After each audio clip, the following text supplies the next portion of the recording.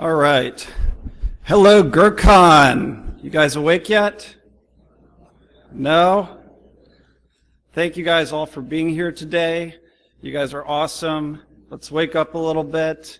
Give yourselves a round of applause. I know a lot of you guys are here on your own dime. Come on. There we go. All right.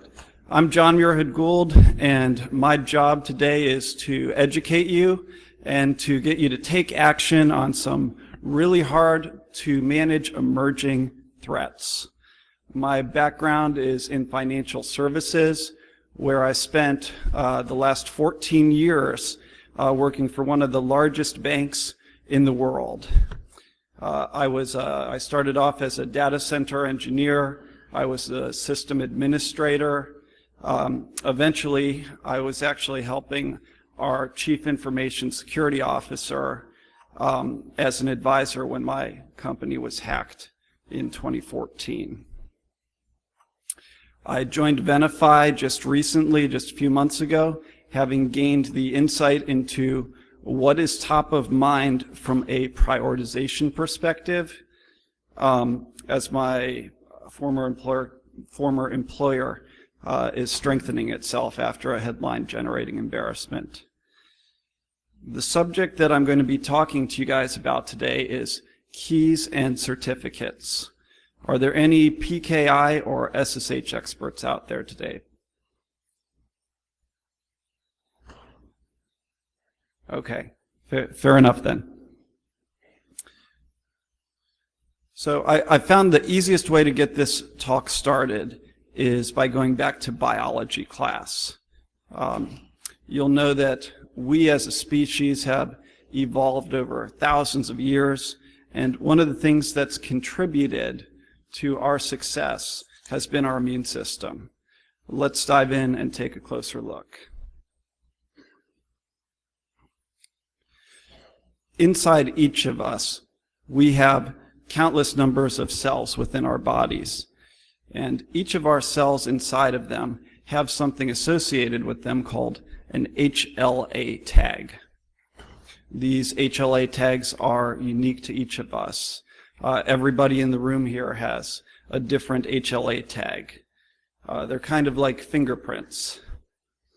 And these HLA tags help our immune system regulate itself. They help our bodies know what belongs and what doesn't. It helps us identify what is friend versus foe, self versus non-self. If anything foreign enters the body, the immune system knows it should take action against it because it's identified as non-self. And if you think about it for a second, this makes sense.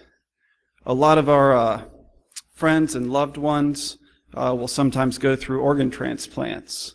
And one of the hardest parts of that process is getting the body to accept something that is foreign, because the body is scanning that organ that's been transplanted and it sees a different HLA tag. And its natural response is to reject it as something that doesn't belong. If you look at the cyber world we've created, it's similar to how the human body works. In the cyber world, we have technology devices everywhere. And these also have unique identity tags that are similar to the HLA tags in our bodies. And we call them keys and certificates. Now, unfortunately, in the cyber world, we don't have a real immune system like in the body. We have no real way to proactively identify self versus self, friend versus foe. And if you think about it, trust seems pretty reactive. We have antivirus software that's getting rid of known problems, just like a flu vaccine gets rid of known pathogens. But what we don't have is something that can proactively handle new things coming in. We can only handle the things that we already know about. Companies today are consistently infected with the latest malware having to respond. And we're finding that there's not really an easy way to get proactive. This takes us back to the first internet security problem. Over 20 years ago, in 1993, the New Yorker magazine ran this cartoon. On the internet, nobody knows you're a dog. And this brings us back to the foundational problem of authentication. Who is on the other end of that connection? How do we know that a connection to a third party is trustworthy? Well, let's go back in time and talk about how this whole internet thing got started. If you look at it, there are two key technologies that established the world that is the internet today. One of them is DNS, domain name services, and the other keys and certificates. Both of these are really foundational and really important. And I'm going to just be talking about keys and certificates today, but it's an important thing to consider and to recognize. The important thing to note, though, is that if either one of these foundational pieces is not in place in a quality way, then everything that builds on them is going to suffer from quality issues as well. Let's look at what a modern security infrastructure might look like as a representation. So if we look at it from a layered security perspective, and this is by no means an exhaustive list, an organization's defenses may look something like this. As you can see, we've got endpoint protection, we've got firewalls, we've got DLP, data loss prevention. Maybe, for example, you've just purchased a new DLP solution and you're trying to prevent credit card details or other personally identifiable information from leaving your organization. Well, if those same details, if that data is that you're trying to protect is leaving through an encrypted channel that relies on keys and certificates, you'd never know. Your DLP solution is not going to be able to perform adequate inspection of that data. Let me give you a personal example. In 2003, I was a data center engineer for my former company, and I received a high priority ticket from one of the remote support teams. I was being asked to reset the administrative password on a Windows NT4 server. The server wasn't connected to a domain or anything like that. The administrator password was lost, and so nobody could get in. And so what did I do? I didn't know how to perform this task, but I was the only one with physical access to the machine. And so I fired up my laptop and I went to Google and started, of course, asking, well, okay, how do you reset the admin password? And that led me to running a Google search on how do you hack into Windows NT4.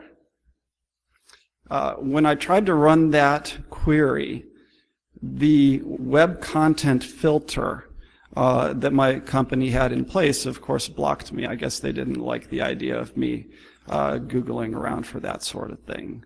But here I had a real and legitimate need to actually perform this task. So what did I do? Well, I ran home, I stood up on my home server a Squid transparent proxy running on 443 with a self-signed certificate. I went back into the office and I pointed my web browser's proxy to that external IP, and here what I did was I created an encrypted channel. And I was able to go to Google just like I did before, but this time I was able to succeed in performing the search, and ultimately I was able to break in, restore the administrative password, and close the ticket. And so it's really important to understand that unless you can actually decrypt these encrypted channels, all of these other security controls that you have are going to be incomplete, blindly trusting the encrypted traffic. Adversaries know this and can use these encrypted channels to bypass the security controls you have. And it's happening more often than you think. If you don't have a strong foundation, you can't effectively build the layers, and your security controls are then weak. If you can't identify friend versus foe, how can you ensure that all of these other layers are really performing at the level you would expect? It's really important to get a firm handle on the foundational security building blocks, keys and certificates being some of the most important ones. So let's talk for a minute about what these things are actually used for from a business perspective. So anytime you're moving data via SSL, TLS, or SSH, or mobile, these different connections, typically there is a key and certificate in place. Anytime that data is communicating, there's a key and certificate being used to protect your business if that data is intended to be transferred in a secure and an authenticated way. And so keys and certs are used for securing commerce, keeping communications private, and protecting data and intellectual property. Let's go a level deeper and talk about what a digital certificate and an SSH key actually is. So I'm not going to read the entire definition here. You can do that. But a digital certificate in many ways is very similar to a driver's license.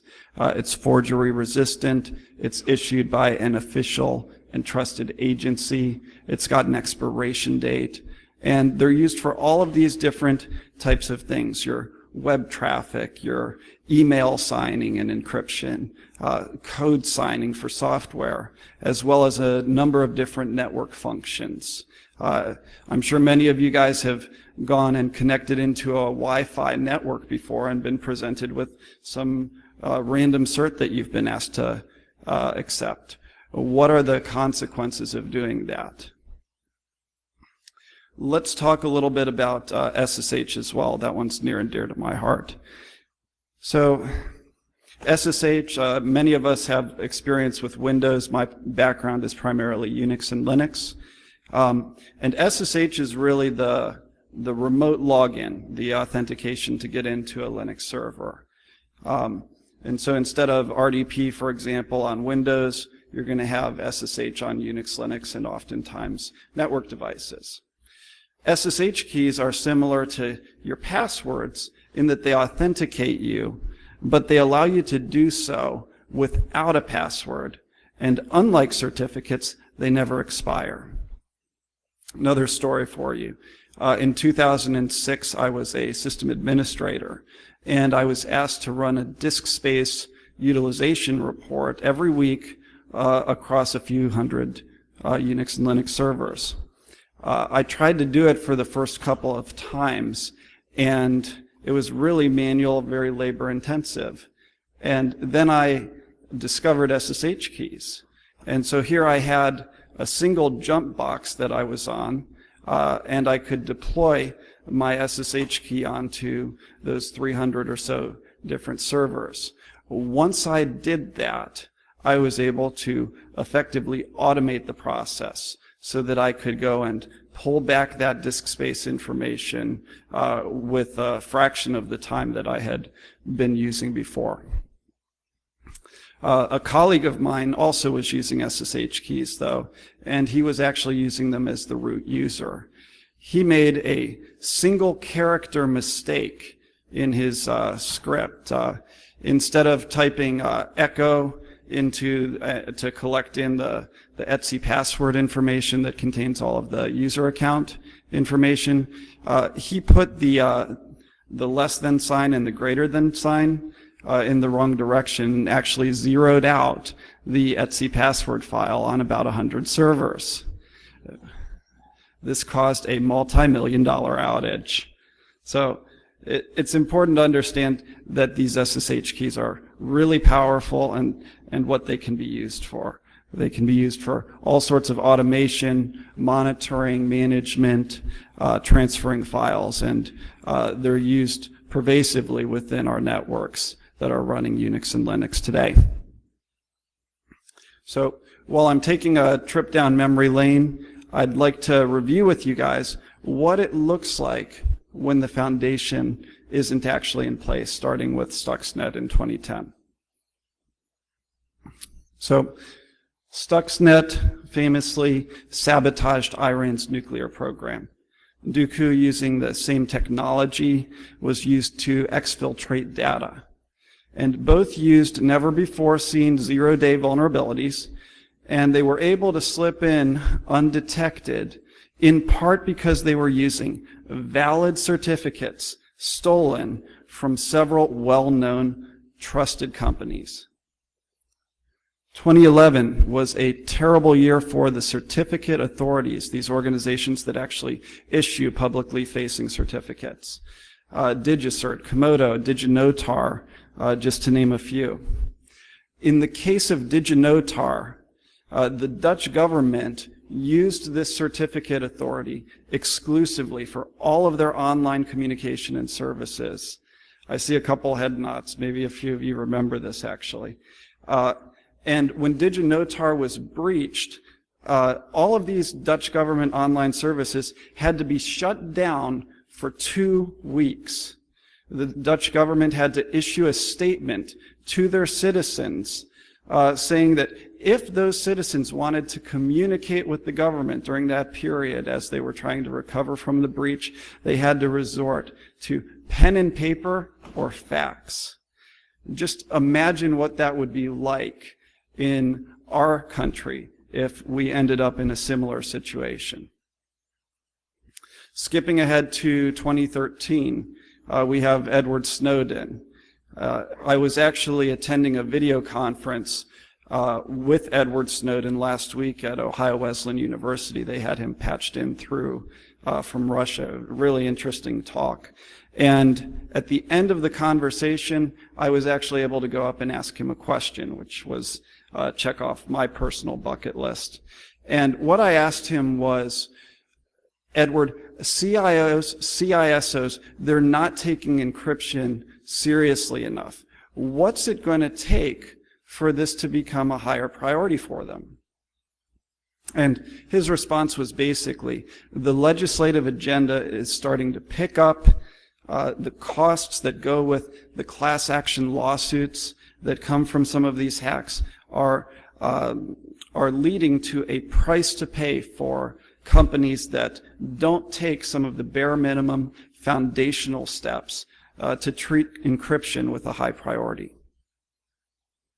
2014 was Heartbleed. I'm sure many of you guys remember that one. It caused all organizations to have to change out their keys and certificates and patch the vulnerable OpenSSL code. My former employer was also hacked during this time. In 2015 and beyond, we're now at a state of broken trust. The Anthem breach was linked to a code-signed piece of malware. More about that in a second. The U.S. Office of Personnel Management, huge compromises in the intelligence community, linked to an unknown certificate on their network that was communicating with a malicious domain. And the list goes on and on from there. For you guys that are interested in really tracking this closely, quick shout out to Politico. They do a morning cybersecurity bulletin that you can sign up for. It's really interesting to watch how all of this stuff is evolving. So let's just focus in on Heartbleed for a moment because it was such a global issue. What did Heartbleed do? Well, it allowed the exfiltration of memory from the attacked server. Attackers could get session keys, they could get cookies, as well as the private keys that go with the certificates. Forbes cybersecurity columnist Joseph Steinberg wrote, "Some might argue that Heartbleed is the worst vulnerability found since commercial traffic began to flow on the internet." And so organizations had to assume that their keys and certs were compromised. There was no trace, there were no logs, there was no capability for an organization to know whether or not that information had been stolen by a bad actor. And so what did Heartbleed require all organizations to do? Well, here's the remediation steps. So number one, patch the vulnerable OpenSSL servers. Number two, assume that all keys and certs had been compromised. Number three, generate new ones. And number four, validate changes to demonstrate remediation.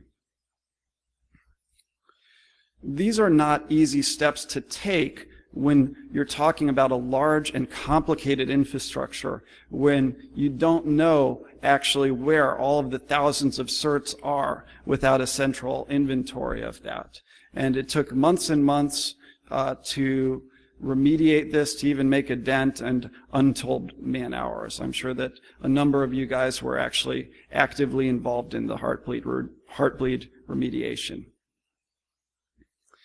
So Heartbleed came out in April 2014, and at the 1-year anniversary of Heartbleed, we at Venafi wanted to see how companies were doing. And so we used our global reputation service called TrustNet, which scans the entire internet. And we wanted to determine what percentage of keys and certs had actually been swapped out. We found that out of the global 2,000 organizations that we surveyed, in the US, only 41% of companies had actually fully remediated the issue. Nearly 60% were still vulnerable, meaning that those private keys could have been taken in an undetected way and still had not been replaced. Organizations, in many cases, had only patched OpenSSL. They hadn't actually remediated the issue.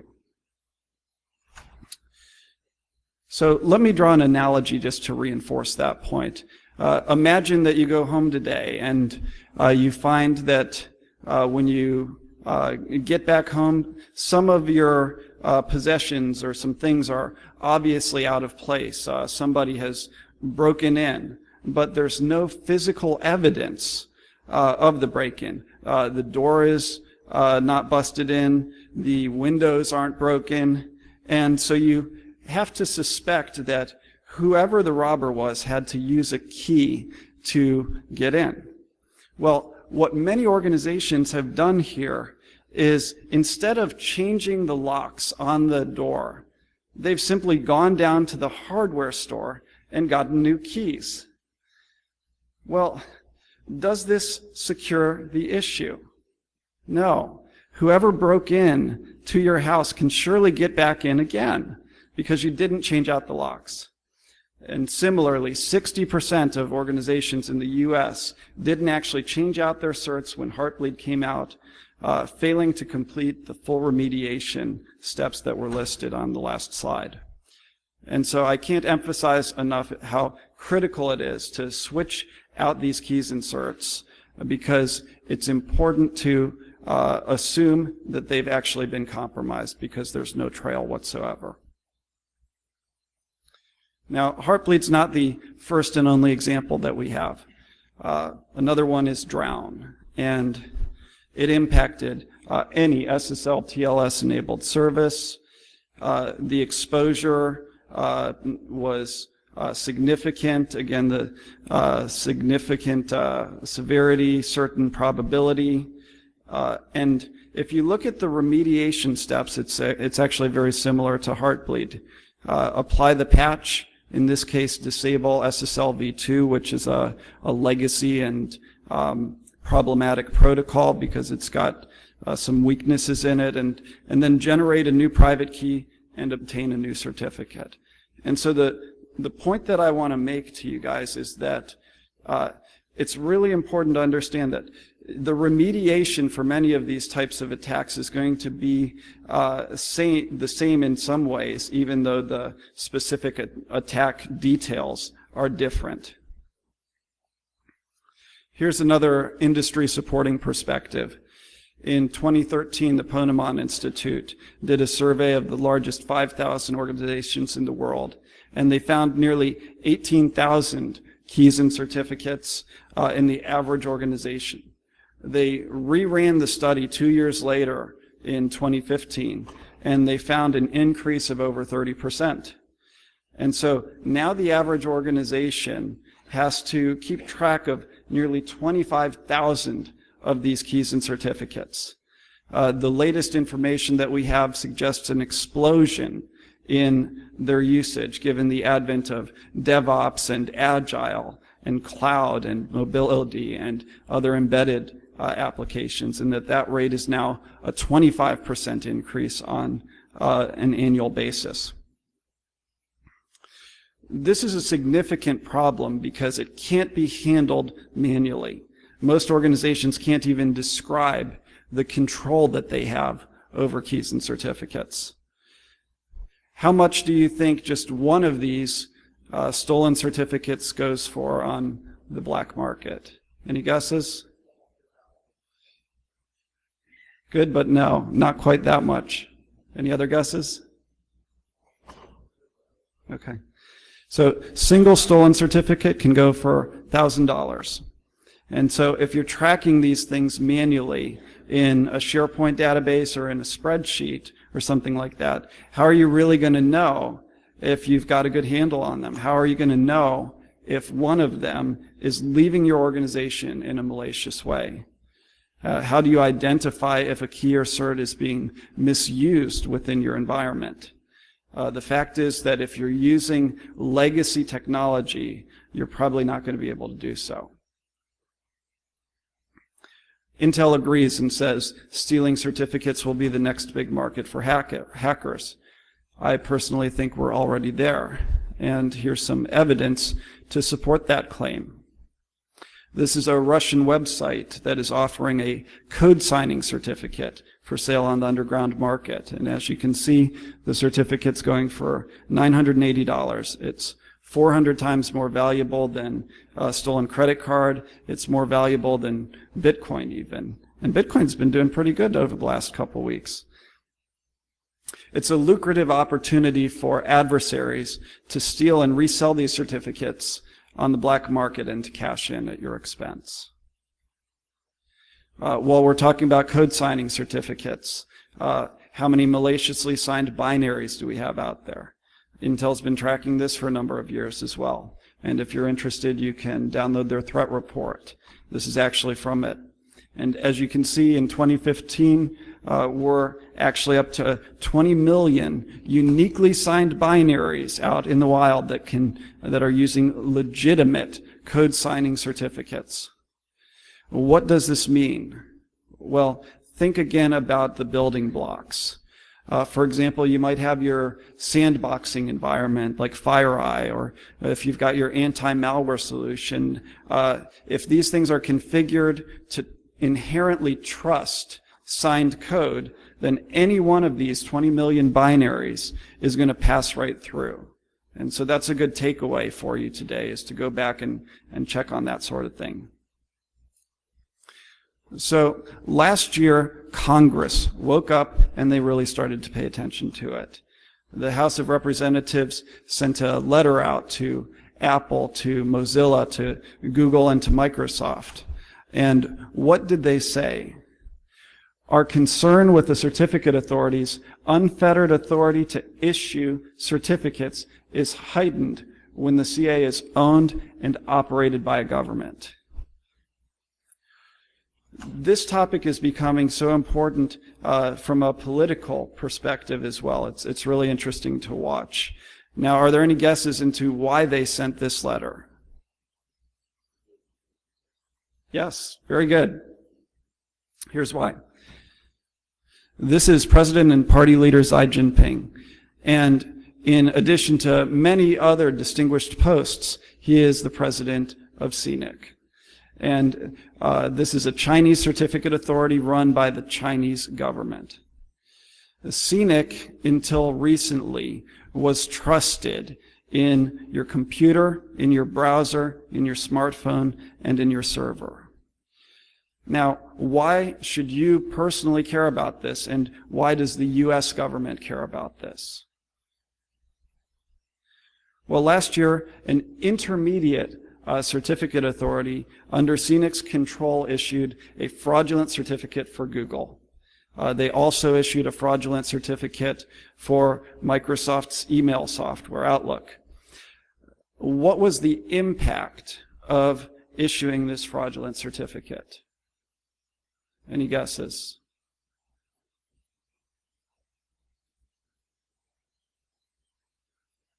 At Black Hat last year, we actually asked the community what the impact was. And they got it right, 58% saying that this would actually enable a man-in-the-middle attack that would be highly likely. And what's even more interesting is to see how the different browser vendors responded to this. In the case of Google, they revoked the certificate. Mozilla followed suit.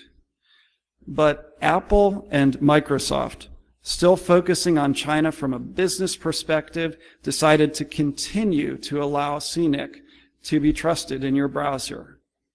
And so here we have CNIC, a certificate authority that had been caught intercepting traffic and messing around, clearly no longer trustworthy. And we have found some of our browser vendors are having the very difficult choice of weighing business decisions against security decisions. And as you can see, we've experienced mixed results. So while we were at Black Hat last year, we asked another question: what action did your organization take after CNIC was deemed untrustworthy? And unfortunately, we could only find 26% of organizations took any action whatsoever in removing CNIC from laptops, desktops, and mobile devices. As many as 74% remained exposed. I'm sure everyone's aware of the Apple letter to customers earlier this year about the US government trying to get into the iPhone, trying to find a backdoor or have access to the private key. And if you look at this letter, what Apple's saying is compromising the security of our personal information can ultimately put our personal safety at risk. That is why encryption has become so important to all of us. Well, I mean, that's a really strong statement. This is really heavy stuff. How could your personal safety be at risk? Well, let's go back to the CNIC example. If you're a Chinese dissident, say, and you're living in China, and the Chinese government can now decrypt your private communications by performing a man-in-the-middle attack, by eavesdropping, just think about the implications of that. Maybe you're fighting for freedom of expression. If the Chinese government can get in and see that traffic, you could end up behind bars or worse. Apple also made this statement. They said, in today's digital world, the key to an encrypted system is a piece of information that unlocks the data, and it is only as secure as the protections around it. Once the information is known, or a way to bypass the code is revealed, the encryption can be defeated by anyone with that knowledge.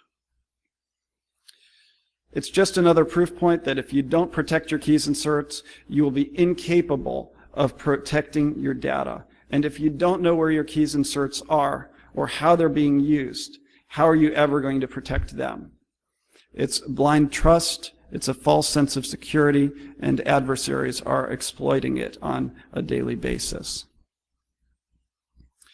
And so last year, a memorandum was sent out from Tony Scott, Obama's federal chief information officer, requiring that all publicly facing government websites require a secure connection, HTTPS. If you remember the building blocks, you have to have keys and certs in place as a foundational piece before you can enable HTTPS. If you are interested, you can track the government's progress on this at pulse.cio.gov. And the question becomes, if the federal government is requiring this, that everything is encrypted, how much of your organization's network traffic is going to be encrypted? Are you going to follow suit? And what are the impacts and implications of doing so? Forrester is calling the enterprise a sitting duck. Gartner is saying that by next year, 50% of network attacks are going to be using SSL. And so if we're encrypting more and more, and we're trying to manage the thousands, 25,000 certificates and keys in manual spreadsheets, and we're relying on individual system administrators and web administrators and application developers to self-govern how keys and certs are used, we're asking for failure. How are we going to effectively respond to these attacks? There has to be a better way. And so going back to the HLA tag analogy, this is where we really need an immune system for our companies and an immune system for the internet. If you remember, like the HLA tags in our bodies, our cyber world has keys and certs that can be used to help us identify friend from foe. But we need to use them in a much more effective way than we are doing today. At Venafi, these are some of the common problems that customers come to us for help with. We see service outages, right? A web server goes down because a certificate expired. When I was at my previous employer at the bank, I was at one time running an LDAP infrastructure. And right in the middle of the day, everything went down. We didn't know what happened. And we spent over 8 hours trying to figure out what on God's earth actually went on here.